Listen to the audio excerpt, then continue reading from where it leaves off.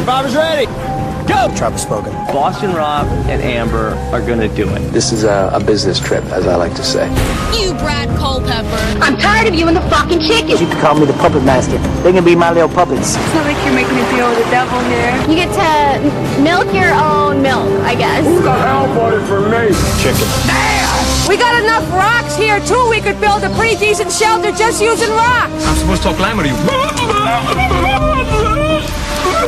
You understand that better? Direct from Hobart, it's time for the only Survivor podcast in Australia dedicated to Survivor, bringing you all the latest interviews, episodes, and opinions from the greatest reality show on the planet.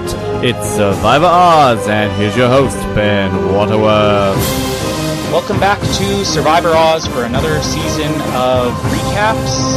We're going through the new season, which is titled Worlds Apart, otherwise known as White Collar versus Blue Collar versus No Collar. And just as we've done in past seasons, we're going to be joined by past contestants to discuss all the episodes. In case there's any confusion over why there's no Australian accent right now, I'm Colin Hilding filling in for Ben Waterworth. I didn't decide to drop the accent just for the day. Ben's has another obligation this week, but I believe he'll be back next week and with a live episode later on. But jumping into it here, we're joined by two former contestants, both from the previous season that finished airing a few months ago, San Juan Del Sur, Blood vs. Water 2. I'll introduce first, as it's, I believe, the first time she's appeared on this show since her exit interview of the week she was voted out. Ladies and gentlemen, we have Jeff Probst's favorite woman to watch dig, as his unfortunate comment in the challenge has now haunted him. We are joined by Val Collins. Thanks for joining us, Val. Thanks for having me. And as well, it wouldn't be appropriate to have Val without her husband. So also here today we have Val's husband, Jeremy Collins, San Juan Del Sur jury member. How's it going, Jeremy? Hey, Colin. How's it going, man? It's good for me, and I'm hoping you guys aren't too far removed from the episode, as we're recording this a little bit later than normal. Hopefully it's still fresh in your memories. But let's just start off with initial impressions on this season, I guess, going in.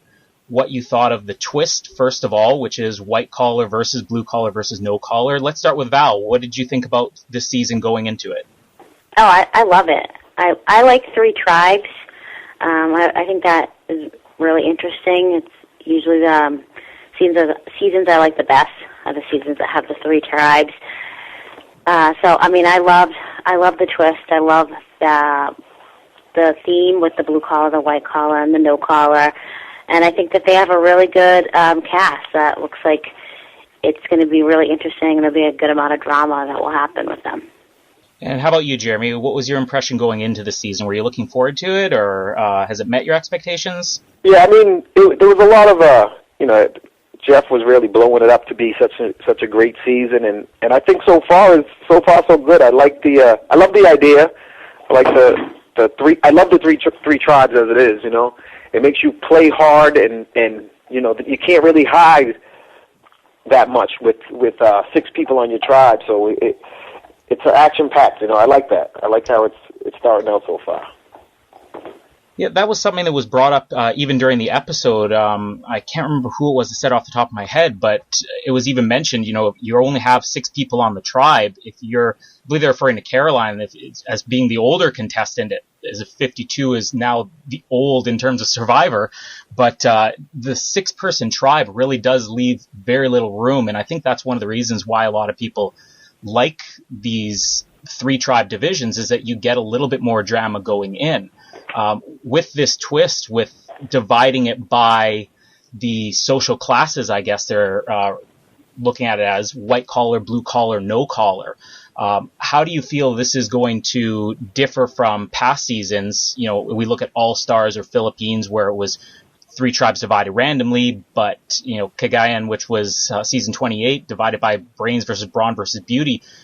Do either of you think that this season is going to bring something different by dividing by the social classes? I think that when you have since the tribes are divided by social classes and basically their jobs, I think it seems like they bond quicker. by the fact that they have a lot more in common. Like you saw with White Collar, they immediately, seemed like they were bonding on the fact that they talking about their resumes, and they all felt pretty comfortable being able to do that. And then you looked at No Collar, and they were very comfortable with the fact that they all had, unconventional career paths and kind of free spirits. So I think that you could see a bond quicker than you would with, when there's only two tribes.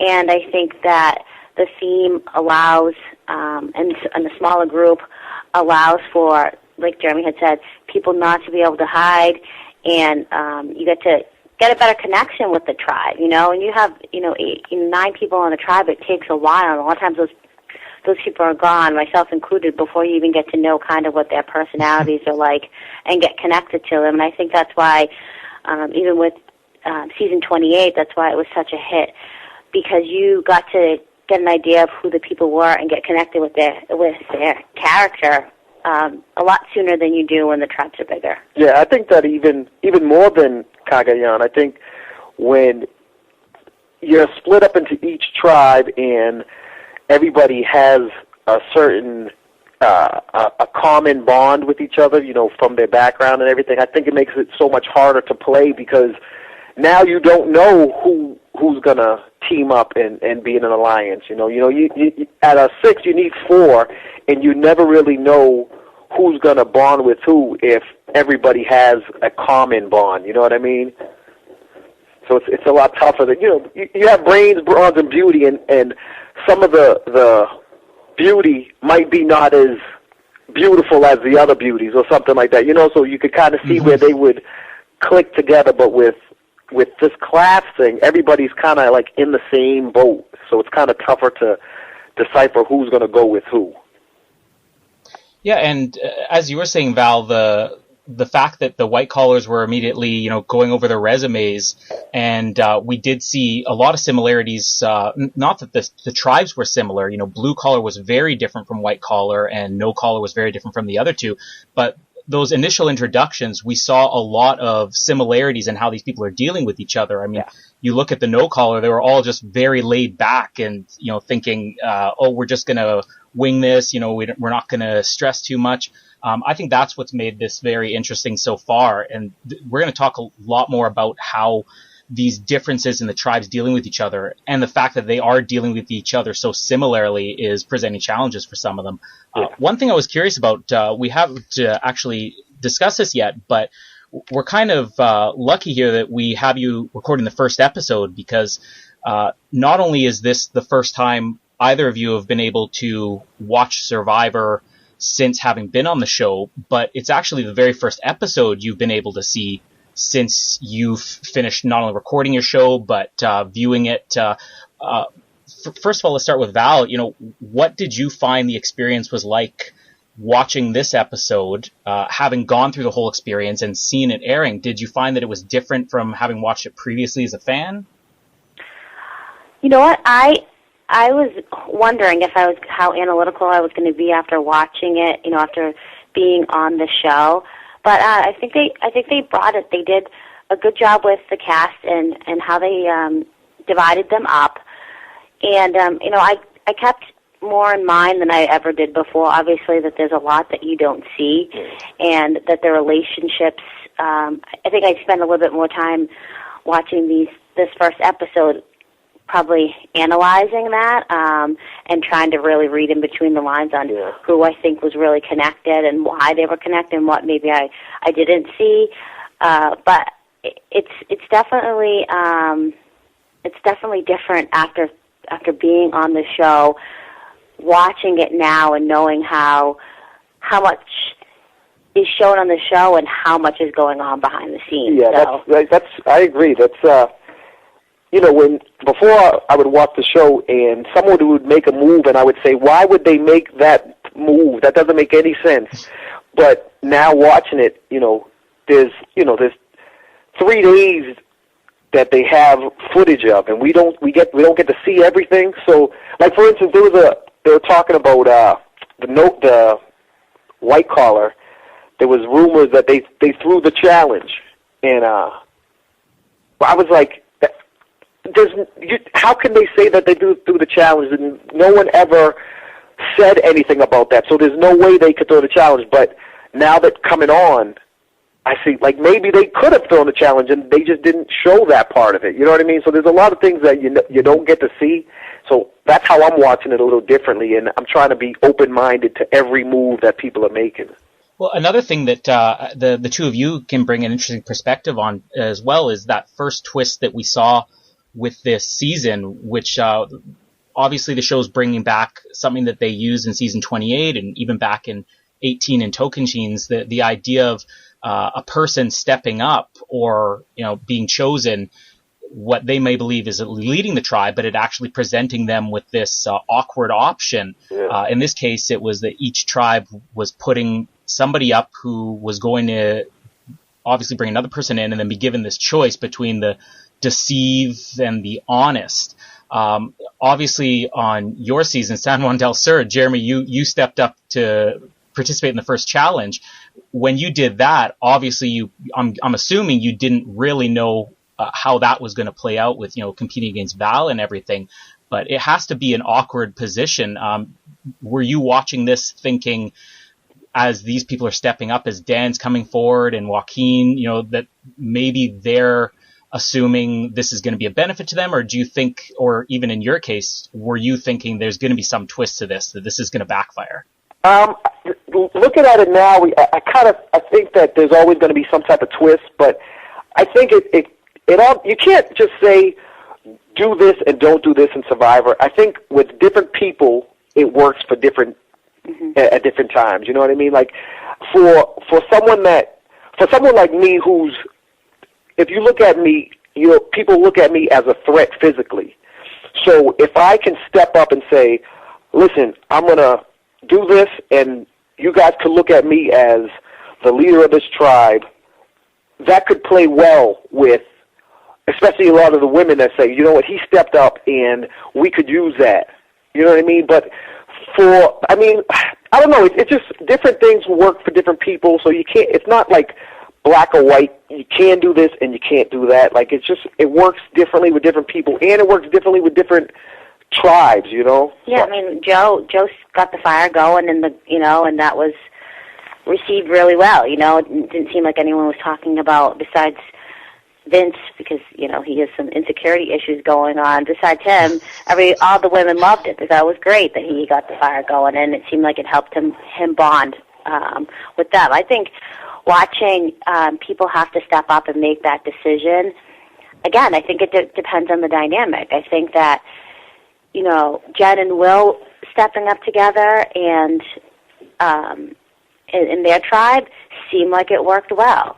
I think Dan stepping out wasn't a great thing. I think So Kim and Joaquin, not necessarily a great match either. And I think that's more so based on, if I looked at So Kim, and part of the reason that I picked her was I think that she was going to have a harder time in her tribe. I thought she was more of the odd man out, just based on the fact that most of them were older, and that they seemed like they would have more of a common bond. But I can see why she jumped up with Joaquin, because if that was somebody on the tribe, she would probably most likely be able to get an alliance with. Yeah, and she said that I'm with him, so it's not like you can just pick one person to say it's all on you for stepping up. Now there's two people. Now you have to choose which one you can go with. You know what I mean? But I mean, I think too, like you saw, you come back and you do the rice thing, and people think you're lying. Because they're thinking that the rice is too, there's not enough rice. Like, there's no way. The blue collar, had brought up, Sierra had said, there's no way. You're telling me that's all the rice that they got, and they did the right thing. You don't believe it, and then you tell a lie, and you're obviously they're not believing it either. But either way, the truth of the lie, people are skeptical. They're skeptical of what you do regardless, and it just kind of depends on the dynamics, and it depends on where you stand in the time based on connections, whether this is pulled off right or not. Yeah, I don't think they made the wrong decision by deceiving. But, just like Max said, he said he would have done a better job of lying about it. Like, it could have worked, like, I think that they did a bad job lying, and then they go and admit it that they lied. You know what I mean? Like, why would you admit that you're lying? You know, keep to the lie. If you're gonna lie, keep to it. You know? Yeah. Well, I tried to keep to my lie, and it didn't necessarily work. So But the only thing with that, I think the reason why your lie was too much was because you were trying to protect Jacqueline. And that's why you had the two idol thing, because you were thinking, I have to protect me and Jacqueline, because if Jacqueline's gone now, they're just going to come out to be the next round. So you were looking 2 steps ahead. And if you just said I had one idol, you know, maybe that they would have just said, you know, let's go after Jacqueline, and then maybe things could have worked out differently. You know, I think. I don't know. I think based on the tribes, like you see, Carolyn has one, and it's not necessarily a threat. I think based on our season and some people that were fans of the show and some people that didn't have, nobody thought it either way it was going to be an asset to have. You know, idol. It was you saw it was like hot potato heaven, and nobody was thinking of strategy really to too far an extent. You know, maybe this season they will. Hopefully they will. I think the same thing happened with the last Blood vs. Water, when they get that clue for the hidden immunity idol, and they burn it right away. You know, they want no parts of it. You know, so I think it's just different when you do Blood vs. Water and when you're out there by yourself. In your case, Val, I mean, your back was already against the wall, so you were presenting this lie, you know, as maybe this is your last ditch effort, I'm assuming, versus these people are coming in, and this is the first thing they're doing as soon as they hit the beach. It was very interesting to see how, again, all of the tribes handled it in a different way. You know, the white collars, it was never a question for, you know, Joaquin and Kim or So Kim that they were going to deceive. You know, with the blue collars, it was almost a little bit questionable. They're like, well, we'd kind of like to do deceive. Yeah. But then with the no collars, it was just flat out, no, we're going to do the right thing. Yeah. And that's another area where I think we're seeing these differences in dividing the tribes.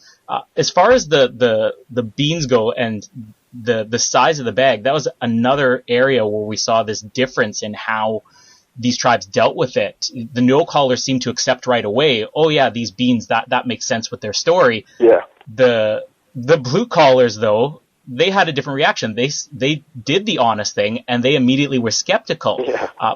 For both of you, if you were presented with these people coming back, and let's take for the honest side, putting the whole third option out of there for the white collars, they come back with this size of bag of beans. Would you have been looking at it questioning them, or would you be buying their stories flat out? Yeah, I think we would both be on blue collar anyways, so I think we would be the same. And you know, I'm just speaking for myself. I would be the same thing. I would be skeptical on, are they telling me the truth? You know, this bag does seem small. That bag could have been twice the size, and I would be like, listen, that bag seems small. You know what I mean? Because that's all relative. You know, we don't know what's big and what's small. You know what I mean? So I would still be skeptical on that. Yeah, I mean, I would be skeptical, but then again, you know, here you have these people that, you know, when I came back, I obviously was away from the tribe for 2 days, so I didn't get to bond like these people have now come in. They've got this option, and they choose to lie or choose to tell the truth. But if I was, you know, the person on their tribe, you know that when something like that happens, most likely those people are going to be a little bit paranoid. Yeah. So I would use that to my advantage and try to bond with them and align with them in some way, or feel them out probably a little bit more than somebody else, just because they could have a clue, and because you could probably use their paranoia against them, and hopefully in a positive way for yourself. I think both of you would know better than anybody, having been there. As you were saying, Val, you missed out on the opportunity of being able to bond right away. Jeremy, you got that opportunity, but this season, again, we're seeing very quick alliances forming, and unlike what at least I've noticed in past seasons, where these early alliances are just the first person you see, okay, let's get in an alliance. You're looking for any ally you can get. All three tribes seem to have these very distinct alliances where the people are a little bit more calculated in forming them. First of all, on the blue collar tribe, I think the obvious alliance that stuck out was Rodney and Lindsay. Yeah. And I'd like to get both of your opinions, first of all, on Rodney, because I think that he pretty much admitted right away, I'm forming this as an alliance. It wasn't just, we get along well. So Val, what's your opinion on Rodney? Well, I mean, when Jeremy and I were watching videos, I said, "Oh, they're going to bond right away over tattoos." You know, people with with tattoos, they love showing their tattoos, and it's a form of art, and it's they're proud of them. They usually have some significance, meaning why they have them, especially people that have more than two. So, I thought they would bond immediately, and are they close to the same age too? I actually forget how old they are, but I don't think they're that far apart. I mean, I just thought, based on their appearances, that they would bond quickly, and I think that Rodney, that's a smart move. That's a smart move for him to try to bond with someone like her, because then he's got Dan, who he probably has little in common with if he's looking at the guys, and bonding with her is most likely easier first person for him to get an alliance with, and then kind of build off of that. Yeah, I didn't, watching pregame and all the first interviews, I said, Rodney is not going to do well in this game. I thought he was just too egotistical, and he was just too much. And as soon as the game starts and Dan is acting crazy and everything, I think Rodney took a step back, and it worked to his advantage. He bonded with some of the girls, and Dan is kicking himself in his behind because he's playing so bad right now. It just worked out for Rodney. So I think he's in a really good spot. Yeah, and with Dan, we're seeing obviously a different thing. I think there was maybe some scenes where it implied that him and Mike may not necessarily have an alliance, but that they're at least getting along, whereas Dan's obviously not getting along with anybody else. In any way, do either of you think that Dan could be playing a Philip Shepard type strategy to make himself the GOAT from day one, or is he just completely out of his depth? I don't see that. I think Dan's going to go farther, and that's just because looking at the game, there's always people that you're like, how did they make it this far? How did they get this far in the game? And it's always nice to have somebody that's liked less than you. And if you look at a lot of the tribes, he's the more obvious, I would say, just on the blue card, that you can already see that he's robbing people the wrong way. Vince is already robbing people the wrong way. Those people tend to go a little bit farther than you think, because they're a shield. And it's always good to have a shield in Survivor for, until you need to get rid of them. So I can see him going farther. I mean, I think that happens on every season. I think it's with Cass. I think she went farther because people said, you know what, I know no one's going to vote for her over me. So I think that those people make it farther than you sometimes like to see, and sometimes farther than you expect. Yeah, but the only thing with this is you have Kelly and Sierra who are they're already done with Dan. They don't want any parts of him. So unless they can switch things up and get him on the bandwagon, I don't have any hope. And like I say to Jeremy before, it all depends on who's winning, right? Because there's certain things that people do in Survivor that run their mouth, that start arguments, and then they're making it to them. But if your tribe's winning, yeah. Look at Reed. Reed was gone. If we went to tribal that day 3, day 6, or probably even, I think the first 2 tribals, if we went to tribal council, Reed would have been gone. And you get on the tribe where you're winning, and there's certain things that those people can get away with for a while. It gives them time, and I think you had many players say it, like that make it farther. They were reckless. They didn't know what they're doing. The more time you get to play and stay in the game, the more time you get to fix your mistake and get a better feeling for what's going on. And so if his tribe continues to win, as annoying as he might be, there's a lot more likely chance that he'll stay in the game longer. Yeah. I also think that Rodney would kind of in this situation be that glue that would hold it together, because he's obviously coming out as the guy who's admitting, I'm trying to strategize and trying to make alliances. But do you see any similarities between Rodney and somebody like Tony from a few seasons prior?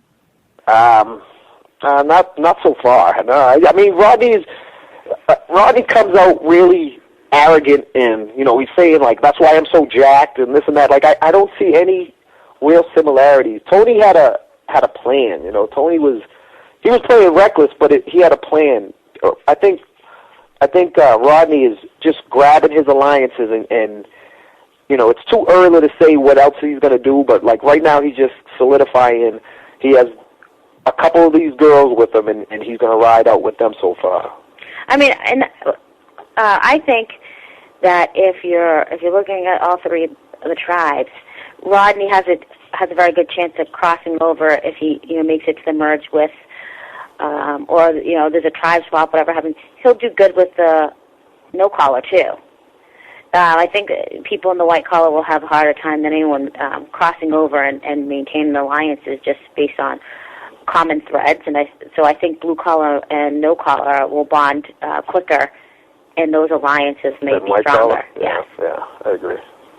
Yeah, I for me the similarity. I think the similarity with Rodney and Tony comes more down to the fact that Rodney's coming right out and lying about his profession. We do have a listener question we'll get to later on about that. But in Rodney's case, you know, saying that he's a general contractor or that he's not a general contractor, I actually would wonder, as you said, that he could cross over to the no collar, whether there's a possibility with him being a general contractor who is somebody that's more the boss of everything, whether he even has an opportunity to cross over with the white collars at some point in the future.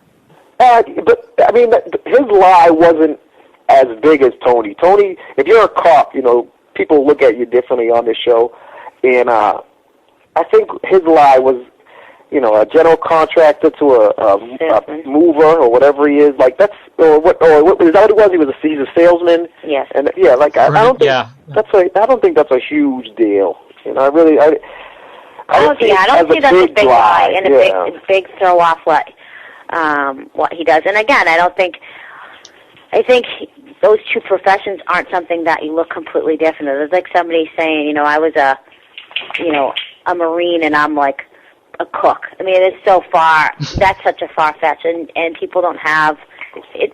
I think it matters when you do something like that based on public perception, and there's a different public perception for the police. They're not necessarily well liked.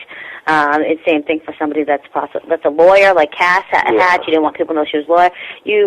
You do that in professions that you know people don't like you or they might not trust you, you know, or they think that you're going to have a huge advantage. I don't think anyone's looking at as a contractor or a salesman as having an advantage in comparison to people that are saying, Tyler saying, I work with, you know, this big talent agency and I work for Yahoo. I don't think this, you know, I think in his, it wasn't a big factor.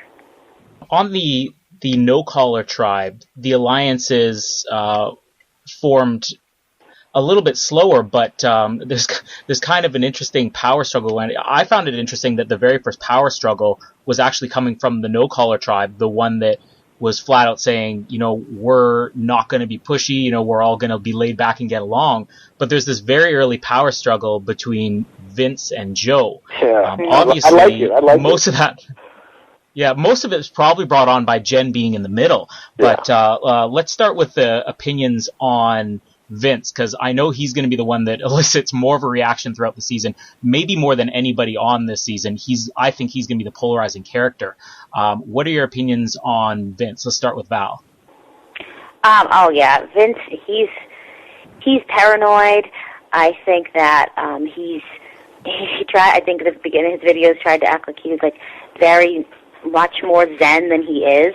But again, you understand that that's what happens when you get there. In those 3 days, you start to really see where you fit in with your tribe and where you don't, and it tends to get your mind racing a little bit, you know. So I think that's normal. He's making it a little bit too obvious with Jen that he feels that way. His insecurities are coming out too much, and that's never a good thing. I mean, asking Jen if she's attracted to, like, what do you like? You looking for love? Like, hello, this is like a Tinder date. You're on Survivor. Yeah, so. Jen said that too. She was like, "Oh no, I'm not doing this." You know, I mean, I think she played it well with trying to, you know, put his mind at ease, but. Again, he's putting his paranoia out there, which gives somebody an advantage to know your weakness, and you never want to do that in Survivor. I like it. I think it's awesome. I think Vince is crazy, and he's just throwing everything out there. Now my thing is, like, Jen, is she gonna go with Vince because she knows he's crazy, or and you know she could ride with him, you know, later on, and he won't, you know, he'll stick by her, or is she gonna go with the person that everybody likes? You know what I mean? So I think it's good. I think she should go with Joe because Vince is a madman. Yeah, he's going to be temperamental, and you never want that. And Joe obviously is the level-headed one on the tribe. You guys were talking earlier about how there are certain scenarios where stepping up or being, in this case, as Joe's case, the alpha male can be a benefit. This seems to be one tribe where, unlike the other ones where nobody's really fighting for this power position, it really just does seem to be Vince that is fighting this. And what I found interesting was that Vince was the first guy to make an alliance. You know, he was obviously in some terms thinking about Endgame, but an opportunity presents itself where you have Jen that could easily bring Joe into this maybe, and Vince is shutting that down. I mean, wouldn't it make more sense to say, you got a third guy right there, just play along? Exactly. And I think Jen should really try to pull that together, because if Jen has Vince and Joe, she's in the middle of it. She knows that Vince isn't going to backstab her to go with Joe, so she needs to really keep this thing going as long as possible and keep all three of them together. Yeah, but not knowing that they're together, where she can pin them against each other when she needs to. Yeah. Not really, Yeah. Yeah, it's great play if she can keeps it up. She's in a great position in that tribe. And the no-collar tribe obviously seems to be getting along a little bit better. There's huge divisions on both the white collar and the blue collar. Blue collar hasn't even had to go to tribal council, so you can't really blame it on that. The no-collar does seem to be behind everybody. And for the most part, yeah, Vince has been talking off camera, but we haven't really seen, other than fighting over the shelter, we haven't really seen him and Joe, you know, at odds over anything. So do either of you think that the white collar tribe, despite what I think most people's perceptions would be, that even as we saw at the beginning of the game, they can't make a decision, do either of you think that the white collar tribe could be the tribe that dominates throughout this, as we always seem to see in these three tribe seasons? Dominates what? What do you mean by the pre-merge? Oh, will they be the team to continue to win? Oh, no. No, I don't think so. I mean, I think that you're going to have a lot more egos. Like, I don't think that their tribe will necessarily blend as well as the other tribes. I think no collar and blue collar, they're interchangeable. Yeah. You know, I mean, Kelly said she was a bartender, you know, and then she worked with a lot of state troopers coming into the bar or a restaurant, and that's how she ended up taking the test to become a New York trooper. There's a lot of the blue collar that were no collar. It's a big jump to go to blue collar to white collar, so I think that the white collar is going to have a little bit harder time in challenges. I think they're going to have a little bit harder time with egos in maintaining their alliances, and I definitely think they're going to have a harder time with, merging with the other tribes. I see the white collar as the brains in Brains, Bronze, Beauty. I see that they're going to start losing, and once they get down to, maybe 3 or 4, then they start shaking up the game, and then those guys could kind of move forward in the game and last a little bit longer towards the merge and everything. So I think it'll be similar to that. We always see the one tribe in these 3 tribe seasons that just gets decimated completely. White collar has lost the first challenge, but is that going to happen this time, or could this be the one season, seeing as this is probably the first time that tribes have been divided so clearly where they're all on the same level and have this common ground? Could this be the first season where the 3 tribes are even as far as wins and losses, or is there going to be a decimation? I don't know. I don't think it's going to be a decimation, but I think that the white collar is in trouble. I just don't see them. They got rid of a strong girl. This is the same thing that happened with us in our season, when you get rid of a strong girl right away, and this is the time when you get rid of the old guy or the old girl or the weak person. That you got to stay strong at the beginning. Yeah, I agree. I just think that I think that they're just not going to be as strong as tribe in challenges. And I mean, and they had that puzzle, which Sharon said that she was supposed to be good at puzzles, and she had difficulty with the one that was supposed to be the easiest. So I don't see them being able to dominate as well as the other tribes. Yeah, that's why they're saying that people think that they threw the challenge, because that was the easiest puzzle, and she was nowhere on it, and Jeff said it was the easiest puzzle. That doesn't mean it's the easiest puzzle. Well, it is. That's how the show. That's how it goes. You get the 5-piece, and the 5-piece is the hardest one, and then the 10-piece is the next hardest, and then the 50 is the easiest. Yeah, I just think. I think that all depends on where you are, how close you are in the challenges, neck to neck. You know what I mean? The other thing I think that they shouldn't have lost that, because Blue Collar got to look at No Collar's puzzle while they were doing it. So I think that's why they lost that one, It's interesting with the puzzles, because this is another area where I think this season's going to be separated from ones in the past, like Amazon or Vanuatu, where it was divided by gender, or, as we said, brains versus brawn versus beauty.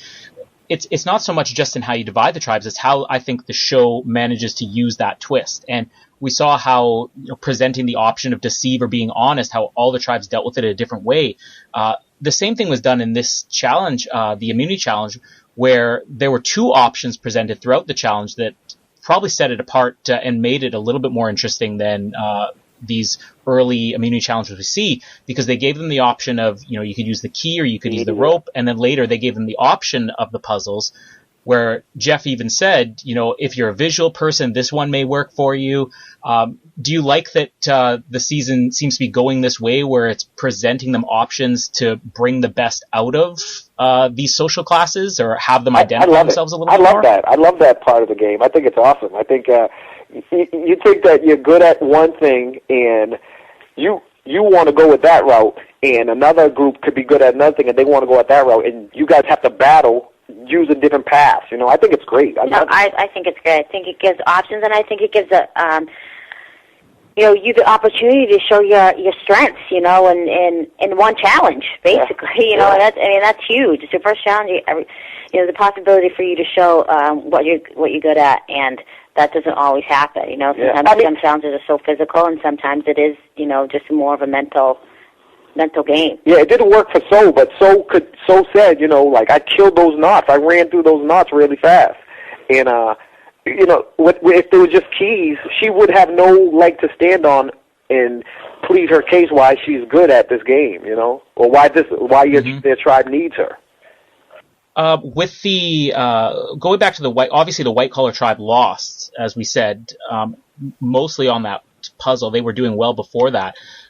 It happened a little bit earlier in the episode, but obviously the immunity idol came into play very early in this episode. And surprisingly enough, it wasn't Joaquin or So who actually had the clue that found it. It was Carolyn. And her strategy was very interesting in that she decided she was going to watch them looking for the clue. Is this something, from either your seasons or past seasons?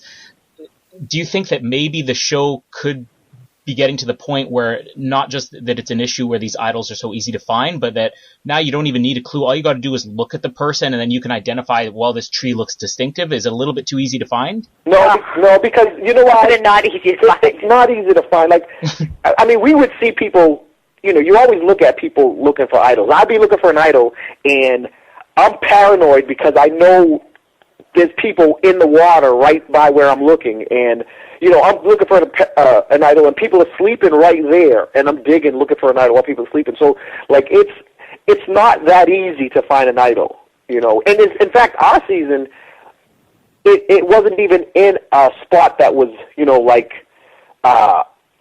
see a funny-looking tree, and it's there. That didn't happen with our season. It was, you had to count 10 steps from this spot and dig. You know what I mean? I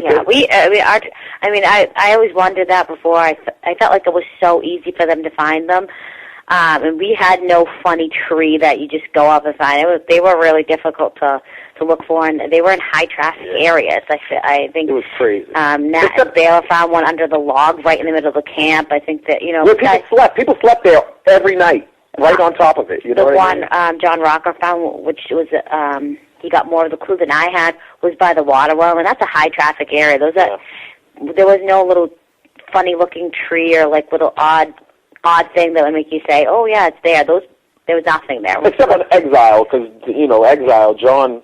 But you're by yourself. You can look as much as you want. But even on Exile, like, they're just there. Like, I couldn't believe how easy it was. John Mish's first clue it wasn't even close to where it was actually at, and he still found it. You know what I mean? Like, and when you're by yourself too, you have the time. You have hours, a day to just keep looking. That's all you're doing. You have no socialization, so that plays a huge factor. It's interesting to hear because I think most fans' perception, as Val, you even said, you thought going before you went on the show, these are really easy to find. Most fans' perception, including all of us on the Survivor Oz show, we talk all the time about, the idols are getting too easy to find. But to actually hear from the contestants, like, no, this is really hard. I mean, it's obviously just a job of editing at this point where they're showing them just find an idol and it looks like it's easy. Do you think that Carolyn is extra smart for that strategy she used then, where she decided to follow them around? Is that something that either of you would have thought to do, or would it not have ever factored in? I don't think it's extra smart. I think everybody does that. Everyone thinks, oh, this person must have a clue, or even not even a clue. If someone just walks off, everybody's like, where are they going? It's the paranoia, and someone goes and sneaks up and looks to see where they're walking off to, you know what I mean? Yeah, it's part of you being on your game, is watching what other people are doing, who other people are connecting with. And that's what I found extremely difficult not being there for 2 days. I felt like everybody's watching where you're going. Everybody knows that you possibly came back with a clue, and then when they know I have a clue, then it's definitely, what are you doing? So I think you watch everybody. You watch who's connecting with who, and I think you saw on the white collar, they immediately recognized that Joaquin and So Kim were close, and that's what happens. Everybody's watching to see who's bonding, because you either want to use it to your advantage or you want to make sure that you eliminate that alliance. Yeah. Just for my own curiosity, something that I think a lot of us also have ever wondered is, do you ever watch the cameramen? Like, because there's this idea that a lot of Survivor fans have that the cameramen are going to have to capture you. We've heard stories of past people who the cameras weren't on them when they found the idol, so they had to retake that. Do people ever watch the cameramen to I think the idol might be here because the cameramen seem to be following me to this, nowhere? We do that. You try to see if the cameraman starts running after you, and you try to see like, oh, it's got to be here because the cameraman is there. But then after when you turn around and you see where it was found, like while it's on TV, there's no reason for the cameraman to chase me there except for me to go dig and look for it. You know what I mean? So that doesn't mean anything. You know what I mean? If the cameraman's following you, that's because they have to catch everything. Mm-hmm. Yeah. Their cameramen are on point. I have to say, I felt like I couldn't get away at all, and they even, usually it's two people together, you're going to have a camera on you. Usually, they're around all the time, but they're on point, and they're watching. They're making sure they get everything. They do a good job. Good job with it. So, but you don't. They don't really give off anything that gives you any clues, because they're just always around. And after, really, I feel like 24, 36 hours, you start to forget they're even there. So you just playing the game. Yeah. Well, Carolyn obviously found the idol, and she used that to her advantage when campaigning back at camp with some of the other members. She'd already had maybe a loose alliance with Shireen and Max, but she kind of used that idol to bring Tyler into it. Tyler. Now, Val, you as we've talked about, you used an idol you didn't have to try to strategize. We seem to be seeing more and more of that, where idols are becoming more of a bargaining tool, whereas in the early days, the idols were kept quiet. You don't want somebody to know you have it. You want to keep it for yourself. In Carolyn's case, I was watching the episode thinking everybody was talking about, well, she's going to go, she could be the one to go, but it never seemed to me she was in jeopardy. Did she really need to use that idol to further herself? Again, I think it could have went either way. I loved the fact that she didn't have to use it, and I love the fact that her tribe didn't use it against her. Again, I think what you're seeing is exactly what they said. there's gamers on this, you know, and you possibly could be on the tribe if you're looking at yourself on White Collar and saying, we look like we might be the most physically challenged, or we might be the ones that, you know, might have more difficulty bonding. Keeping an idol and keeping it with someone you're aligned with is key. Yeah. You know, so I think that's smart play. I think that Tyler and I don't know who else knew. It seemed like only Tyler knew from the episode that she shared it with him.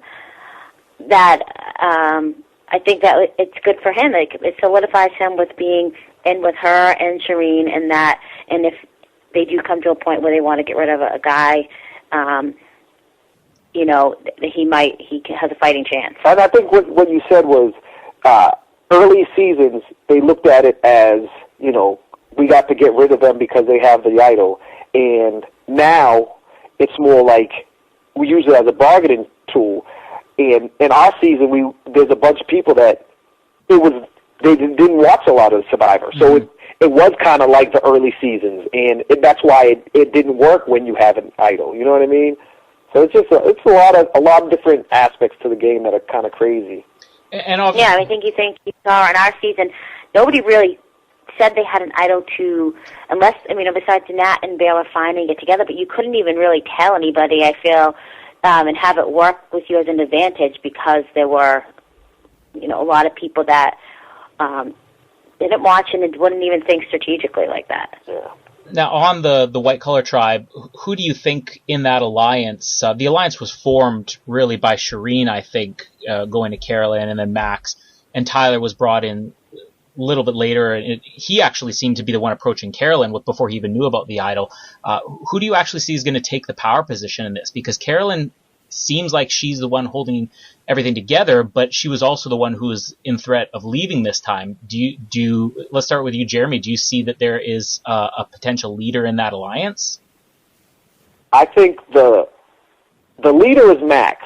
Max is the leader, but I think the person in the best position is Tyler, because Tyler he has a sub-alliance with Carolyn, and he's also in the main numbers in the main alliance, and he's kind of playing it slow. He knows that Max is there, and he could use Max as a shield. I think he's playing a great spot, and he's the number one spot on the White Tribe right now. What about you, Val? Yeah, I agree. I think that he's in a really good position. I think he's in between right now, and he can go either way, and I think he could pull it either way. I mean, we haven't really seen him talk a lot with Shireen yet, so that'll be interesting to see what their dynamics are like on the tribe. I think she's playing a decent game socially so far. Yeah, but you know what? That was a shock to me. There was a couple shocks. Like Radley was a shock. I thought he was going to be terrible, and he's in a good spot. And I thought Shireen was going to be the first one out. I said, there's no way she's going to last in this, and she's in a good spot right now. Actually, Jeremy and I went back and forth because I said, I think she might be my wild card, and he's like, what? Yeah, I couldn't believe that. And I said, I feel like I'm not putting her up as high as I should, and he kept saying, what?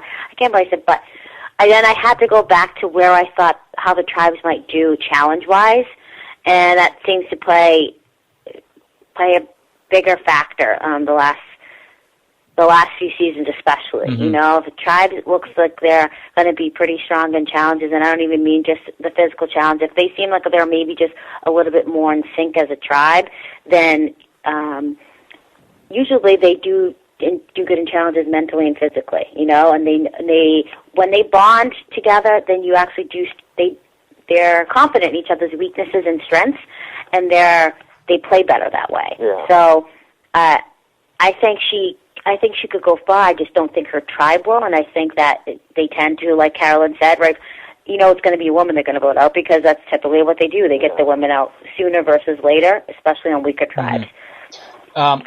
At Tribal Council, this was my favorite moment. I'm going to call it the Keith Nail moment of the season, where So made the statement, "The four of us are strong."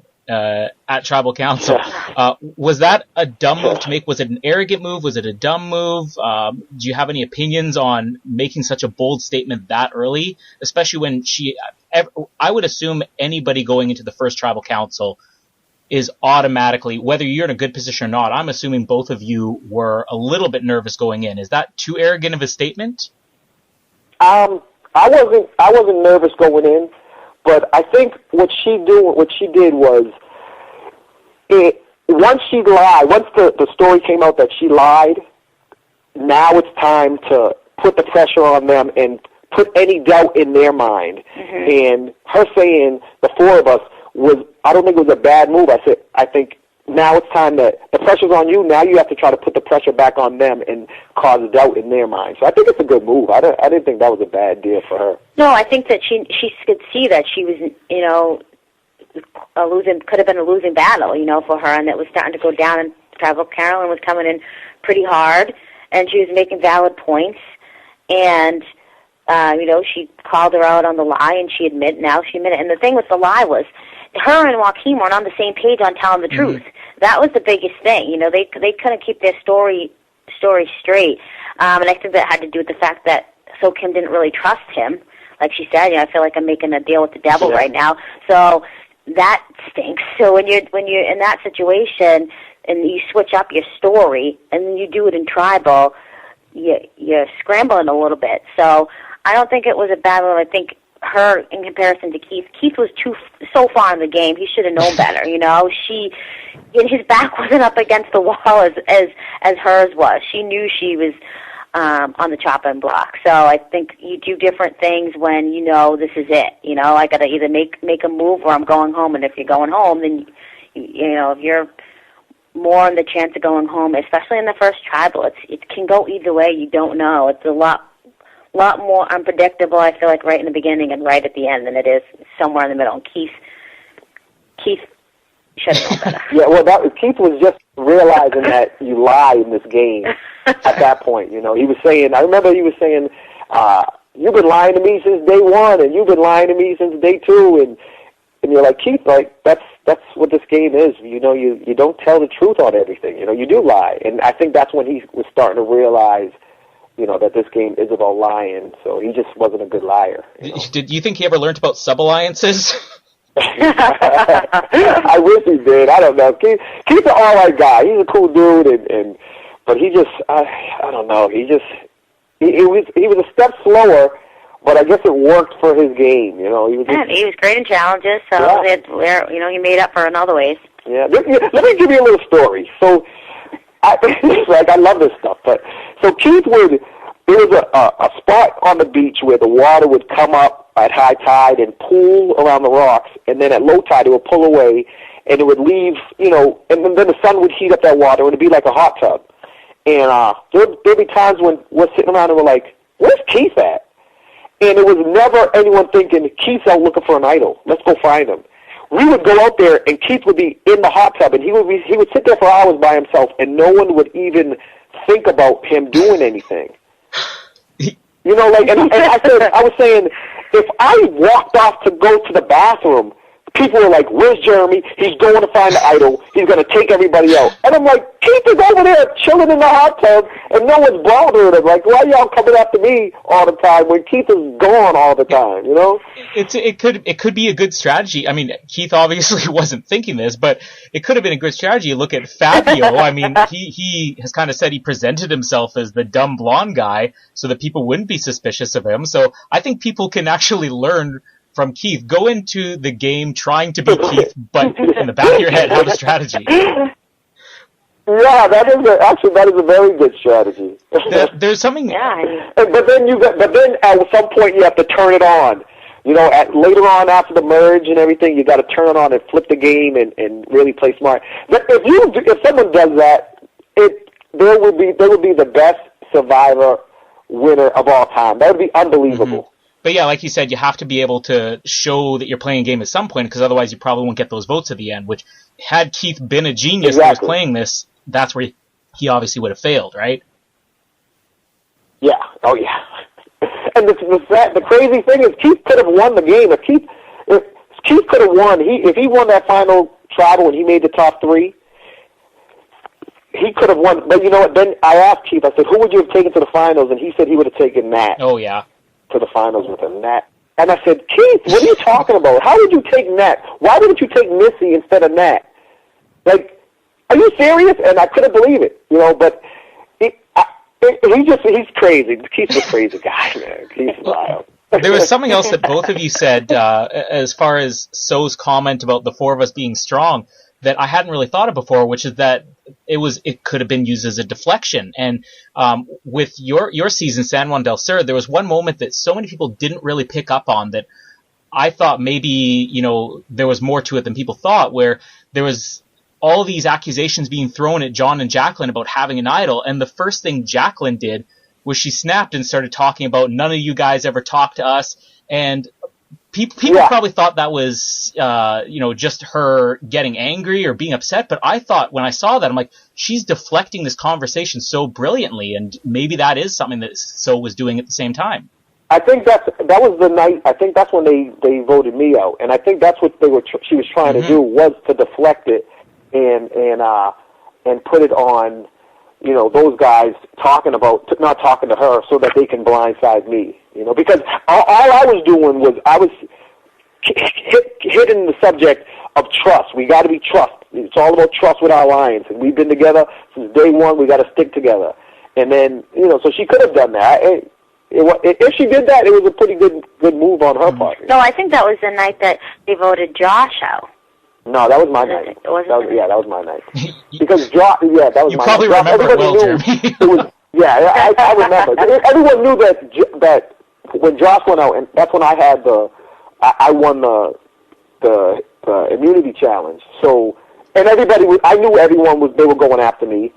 And at that point, I thought that John and Jacqueline were on our side, and I didn't think that I didn't see the logic in them switching, but I knew that if it was between me and Josh, I knew that for a fact. And once I won, I said, Josh is done. I think everybody knew that. Well, obviously, in this case, it didn't work for So, even if it was meant as a deflection. I did want to ask a quick question about So. You know, at the time when San Juan Del Sur was airing, everybody kind of knew that there was this mystery pair that had to drop out before the game. You know, now it's come out that So is being brought back, that it was her and her sister who were that pair that were supposed to play on your season. First of all, I'll get both of your opinion on this. We know you're not allowed to talk before the game, but there had to have been some type of interaction, or did you pick up anything on So during the casting or the pregame of San Juan Del Sur? Did you form any opinions on her for either of you? I mean, I think seeing her, you could tell she was going to be probably a good social player, just by the kind of the way that, you know, we can't talk, but you can tell, like, people making eye contact with other people. She seemed like she would have been a good social player, and she seemed like she would have been a physically strong player. So, I mean, I know we were bummed because it was less women, you know, to start off, and that's always usually harder right in the beginning. So it threw the gender thing off for the beginning in the tribe. But she seemed like she was going to be a strong player. Yeah, I went to when we did castings in L.A., I was in L.A.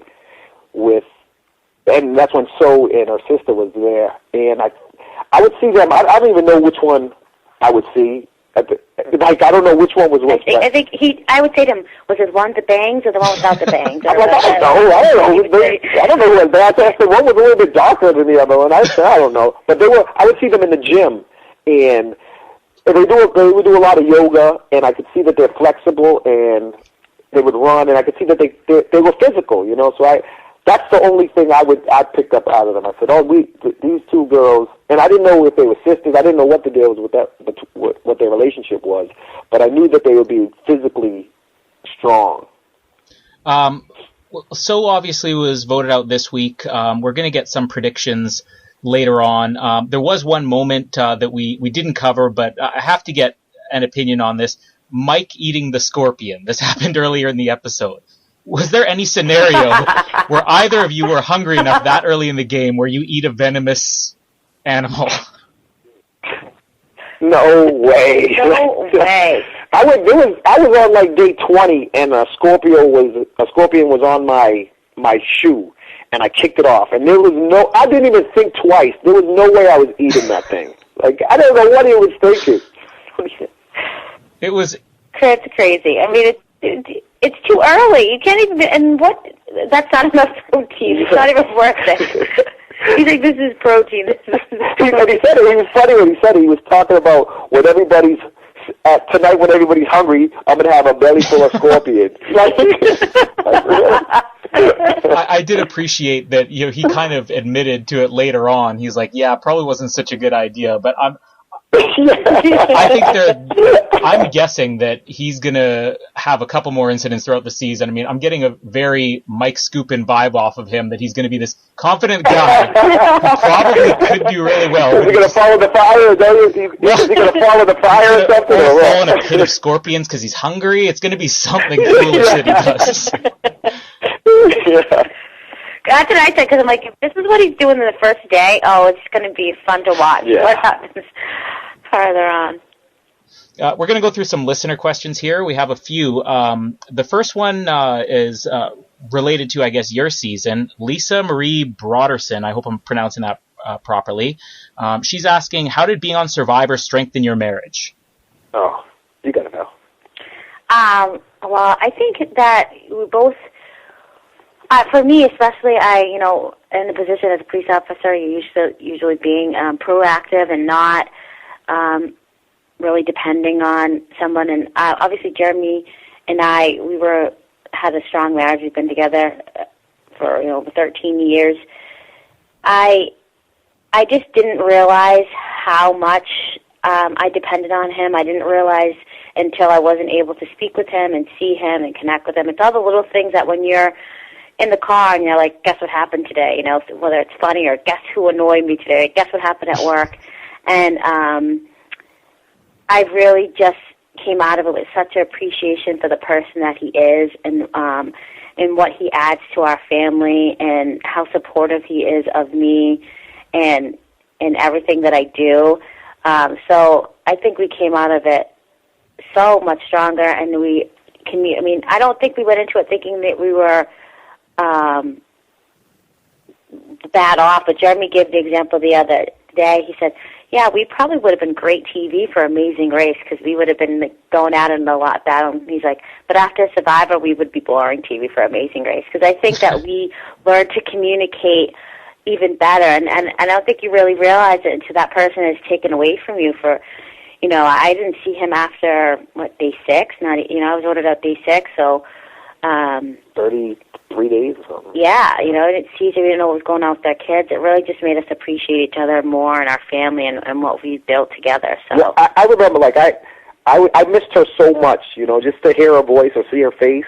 I just missed her. So now when we're I'll go to work for a day or two, and I talk to her all the time, but when I come home, I just want to see her face, So that's the biggest thing that came from out of me. I missed her so much that while we were out there, that I appreciate her so much more. Yeah, I think Nadia was probably my therapist throughout the time that we were gone. She understood the most, that how much, and how hard it was to be separated. I would say, I haven't slept without him in the same bed, or, I would be up at night and with no white noise or anything around, and I had such difficulty with it, and Nadia talked me off the ledge a few times, stuff like that.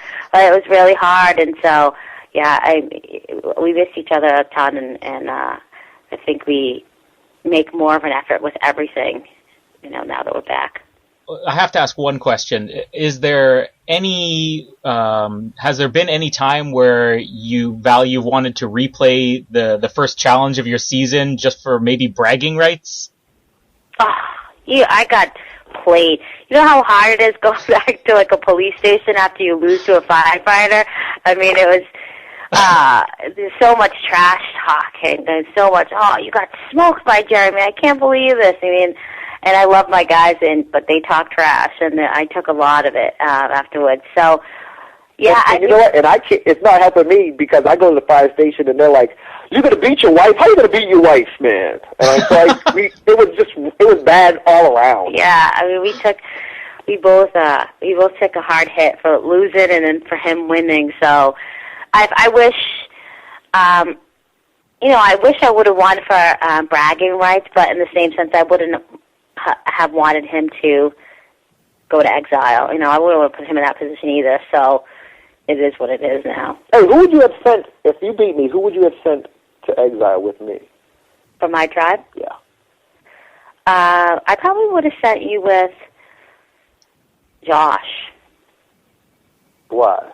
Because I didn't trust him, and he was probably going to be the hardest person I thought maybe to align with. Okay. And so I would have wanted that. I would have wanted to put him at a disadvantage, and then I would have wanted you to be able to try and create that. That would have been good. That would have been good because I didn't trust Reed, and I think that would have been good. That would have been a good dynamic, you know. Obviously, Jeremy, you learned firsthand that it's hard to trust Josh. Yeah, you cannot trust Josh. Like I would be out there all the time. Like we would be going on walks and you know you do your interviews and they would ask me about Josh and I said I can't trust anything he says because I don't care if it's raining and he tells me it's raining. I don't believe him. Yeah, I mean I knew right on early on even without being there. There was a lot of things in pregame that I noticed about them, and so I knew one of them was an actor. And so I definitely wanted, if that was opposite, I would have definitely sent Jeremy with Josh to try and... That would be good. That would have been good television. I think that maybe this is something about the two of you being married for so long, but as far as it goes with me, my wife and I, we've been married for maybe a little over 2 years, and we're still in such a competitive state that if we were on Survivor, I feel like we would come back and we'd constantly be like, let's do that challenge one more time. Now let's do it one more time. just for one of us to be able to say, no, I don't care if you beat me on TV, watch what I can do now. But maybe in another 11 years we'll be where you guys are more mature. I mean, we are very, very, very competitive in most situations. So that was definitely hard. I mean, I hate losing. Before Survivor started, I said, I don't know if I like winning so much or I hate losing more. And I hate losing. Like, after the show, it was tough. It was very tough for me to lose and to lose in that way, you know, so early in the game to be out. So, yeah, thankfully, you know, during the time I had Nadia and we had a pretty good non-jury tribe, to help us all get kind of through that. And then once I got home, you know, Jeremy helped me work through my feelings of defeat. Mm-hmm. One more listener question we'll get to here. Blake Allen asks, what do you think about the white-collar tribe thinking it has to be a girl going for strength in a tribe when the best competitor in the last challenge went home? I think that's pretty common. I think that's why Carolyn and them said, we know it's going to be a girl. We know it's going to be a girl. Because typically that's what happens. I mean, they typically try to just eliminate the girls. They look at them as a little bit more indisposable. I mean, you saw on our tribe, if there wasn't the issue where John Rocker, it was known that we were possibly working together, and Josh didn't point that out, and then there was the issue with with Natalie during the challenge where they were going back and forth. They would have just voted out every girl, and I think Jacqueline said it. We knew they were just going to knock us out one by one because they thought they were strong without it. So it's just an egotistical male thing sometimes, you know. So I think it happens a lot in Survivor, and thankfully a woman won our season, even though we were at a disadvantage to start with less women. But I think the women coming into Survivor, that's usually why you see that there has to be so much flirting going on in order to stay in the game. Because if you don't make that connection with some of the men, you're not some type of eye candy. It's a lot harder for you to stay in it unless you're hated. You know what I mean? Then you're a shield. That's the thing. But with the white collar, you have three guys that are young and they're physical and they're in shape. So it's kind of easy to just say, all right, we have to go after one of the girls it should have been one of the older girls, you know what I mean? Like either Carolyn or I don't know how old Sharon is, but to keep the tribe strong, you would go that route, especially with Sharon messing up the puzzle and everything. Is her name Sharon or Shireen? I thought it was Sharon. I've heard it pronounced both ways. Obviously, somebody on the show kept calling her Cherie, like they were dropping the last letter for her name. So I don't know if we'll find out for a few more weeks. Yeah, so I mean, with those guys, it's tough. Well, the one thing that I found interesting was that, and maybe it was something where a lot was said off camera, but we only heard the girls dropping this idea about we need to vote out a girl for strength reasons. I don't think a single guy said it, and I have to wonder if maybe Carolyn and So were actually shooting themselves in the foot in that sense, that if they had just picked a different, strategy to play, if one of them could have still been there. But at the same time, I mean, Val, you have to know that people, that you look for any reason to vote somebody out, which is obviously in your case, the fact that you weren't there early. So maybe that's what it was.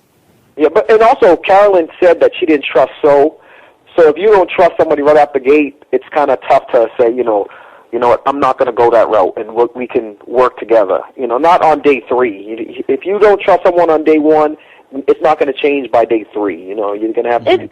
You need more time to change it. And let's be real, girls are like that. You know what I mean? Girls just naturally, most of the time, don't stick together. You know what I mean? It's like you could be a chick and you're friends with her and you tell her, hey, I know your man's cheating on you, and she'll take the man back and he's her friend. You know what I mean? It's just the dynamic of how sometimes women work. They can be great when you have a great girlfriend, but they can be the biggest haters, and they tend to turn their back on each other quicker than the guys. The bromances last a little bit longer on Survivor than girlfriends. Yeah, we've obviously seen many examples of that so far in the last 29 seasons up until now. We do have a last series of 5 questions just based on your predictions. Now, I should let everybody know that this won't be the last time we hear from you, because Val and Jeremy will be doing the power rankings this entire season. So every week you're going to be giving us your opinions and where you think the contestants are going to rank. You already have given predictions after the first episode, but we'll just go through it right here just to get it down on paper. Let's just start with, at this point, who is your tip to win? Let's go with Val first. I picked Joe to win. I think that Joe's going to have a really good alliance with the women on his tribe. And Haley had mentioned before that she wanted to work with him in one of her pregame interviews. And so that hasn't even been shown yet. And now you see that Jen obviously likes him and wants to work with him. I could see him really blending well with the blue collar. I think that he'll get along pretty well with their tribe, including Kelly, who's my second, they're my top 2. I think Joe's going to have I think he's going to be really likable by the guys, but more importantly, I think that he's going to be so likable by the women that they might, they'll protect him a little bit longer than most of the other guys. And what about you, Jeremy? I went from the first, watching the tapes. I had Kelly as my number 1, and I'm going to stick with that. Like, I thought she played, she didn't have a huge spot in the first episode, but neither did Nat. You know what I mean? So I think she's in a good spot. She's hiding. They won, and she's in the majority on her alliance. So I think she has a good shot at it. The next question will be for your dark horse. Val, you said that Kelly would be your second choice. Is that who you would pick as your dark horse for the season? Kelly would be my second choice, and that's, again, I think that Kelly looks like she's a pretty strong player. I think that she has a good social game. She brought up to Dan, hey Dan, these are young girls, and they're in their 20s. You have to try to get on their level, So, I think she'll do well for the rest of the season. I think that somebody, again, that I don't think, like Jeremy disagrees with, but I think Dan's going to go farther than most people think. I think that the first episode showed him as really annoying and rubbing people the wrong way, but I think that he'll be used as a shield for a while and be brought farther along. Yeah, I don't see that. I don't see that at all. My dark horse, I would say Tyler. I like where Tyler is at. He has Caroline, he has Max and Shireen. I think he's in a good spot in his tribe. I guess he used to be an athlete. I guess he was a kicker or something. He was on a couple NFL rosters and stuff like that. So I think that'll be good when he links up. I know Rodney's a big football fan, and And most guys will go with sports guys and everything. So I could see him making it far in the game. And he's smart. He knows what he's doing. It seems like he's saying enough, but not too much, and he's playing it slow. I like his chances too. Yeah, I just think that with Tyler and Max, at some point it will become some type of power struggle, and that what I mean. And they're, I think, an obvious. I know, but Tyler is more likable. Yeah, we'll see. Would the exception to that guys going along with the athlete idea, would the exception be John Rocker?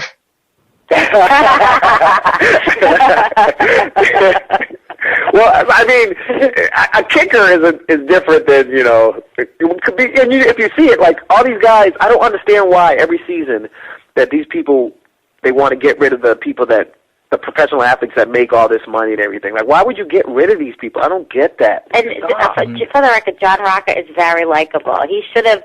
He would have been great for the show. He's a good. He's a really great guy. He's really, really funny, and I think he would have done well longer. Almost every contestant from your season has said that about Rocker, that he was a lot more likable, but just short-tempered. Well, it's not even short-tempered. He's just a wild dude, man. He's just kind of crazy, but he has a really good heart. You know what I'm saying? And like he didn't have to tell. He ruined his game to tell me that he really tried to save Val. You know what I mean? And he just wanted me to know. We're in a game, and he wanted me to know that he really tried. And I'm like... He tried to some extent. Yeah, well, but in his heart, though, he really tried. You know what I'm saying? Like, he didn't do a great job saving you, but in his heart, he's like, listen, I really tried to save her. Because he really believed he tried to save you, and it ruined his game. Oh, his boss ruined his game. But he is a really good... He's a good person. He's a really good person. He's really funny, and I think... he was very likable. Yeah, he's the man. The third question we have is who you think will be the next person to be voted out. So, Val, who's the next to go? I think Joaquin's the next to go. I think White Collar's going to lose again. I think him being with So Kim is definitely part of his downfall. We'll see if he tries to say that it was all her idea and he was kind of stuck. That would be a move to try to make, but I think he's too egotistical, and I don't think that he's going to really rub the tribe the right way, and I think that he's going to, again, try to make it too obvious that he's looking for the idol, and so I think he's the odd man out. I think, so what I did was I took the bottom person in each tribe, and I put Dan, Nina, and Joaquin in the bottom three, and so whoever loses, it's going to be one of those three. I don't think Blue's going to lose. So it's going to either be Nina or Joaquin, and I'll stick with Val. I'll go with Joaquin, too. Okay.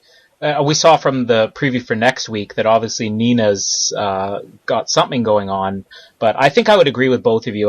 Joaquin, traditionally in Survivor, if you make such a small alliance early in the game, if you throw all your eggs in one basket and it doesn't work out, you usually are the next to go.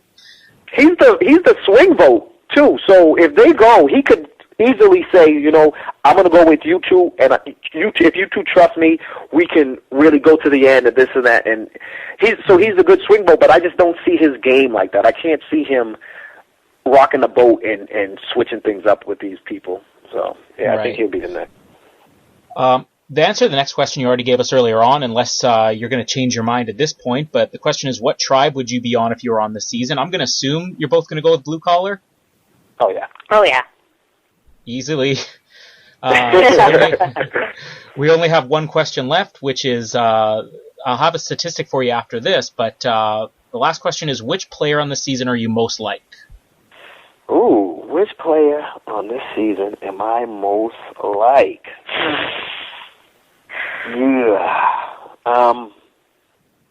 I'll go with Tyler. I'd have to go with probably Kelly. I don't know. I mean, I couldn't even. He's the only one I could really see. Oh, maybe Mike. I could see Mike. Mike really. He's on the blue collar. I could see Mike too.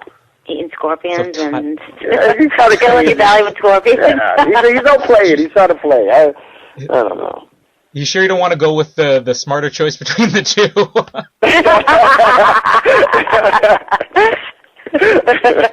Oh, I'll put it down as a double response here.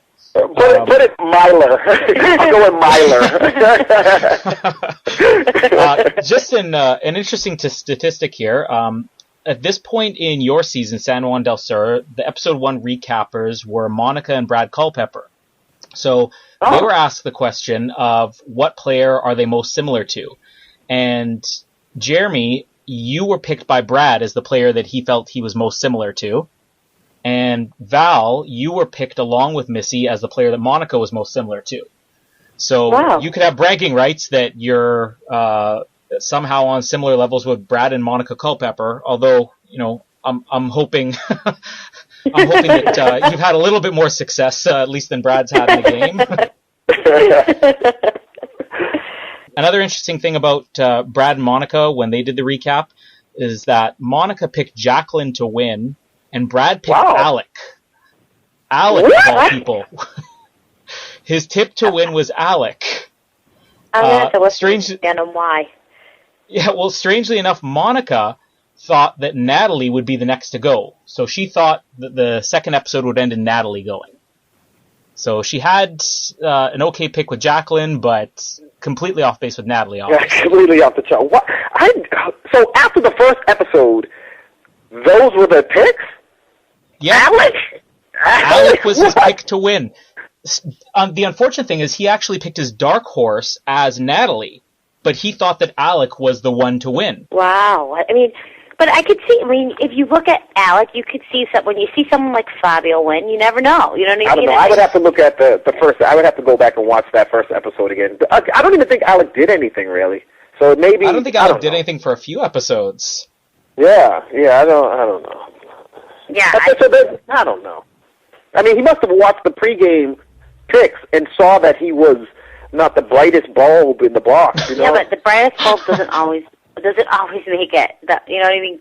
They can make it far. You know what I mean? That's a shield. Like Keith? Yeah, there's a lot. The's always a shield, and there's always people. But whoever picks that person, you know what I mean? Like, it can happen, but whoever picks it, you know?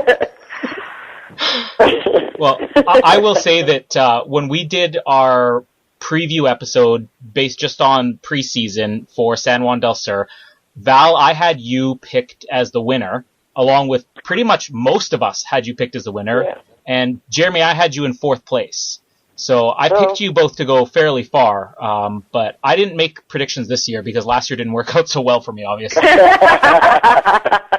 You're not playing the lottery anytime soon? No, obviously I'm not that lucky. But we will be getting more opinions from both of you throughout the season because you will be doing the power rankings every week with Ben and Noah. So even if your picks are completely off, let's say that Joe and Kelly are the next two to go, you can adjust it from week to week. So you won't have to come back like Brad someday and explain, why you made such an outrageous pick. But just a quick thing before we go, is it just back to regular everyday work life for both of you, or is anything new going on for the Collins family? No, I mean, for me, we came back from LA and I was working the very next day. I'm back to work. This is who I am. I'm a firefighter. That's all I do. I'm a firefighter and I coach my kids. That's what I do. Yeah, same here. We're back to work, back in the grind, living the dream, like everybody else in this blue-collar life. And so we sit in the gym, train, getting some runs in, hoping to come to Canada. Actually, I'm hoping I get into the Nike Women's Half Marathon, and we'll be coming to Toronto if I do. And just same old with the kids and work. Nice. So you'll be maybe only about a 24-hour drive from me. So if you have a spare 24 hours and a lot of gas in the tank, visit me. Is that far? Yeah, 24 hours from Winnipeg to Toronto. Oh, gee. Wow. Yeah. We'll see. Hopefully, I get in. Maybe you can meet me halfway. Yeah, somewhere in the middle. Share a beverage. Well, it's been great having you both here, and obviously we will be hearing more from you throughout the season. But This is the end of the recap for this week, and I don't know if you'll be lined up any other points throughout the season. Ben's going to be doing some of these. I'll be doing some. But thanks both of you for joining us here today. Val, this is the first time you've been on since the exit interview, and I'm hoping at some point you'll come back on to do a more extended interview with Ben. But thanks for joining us today, Val. Thank you so much. Thanks for having me.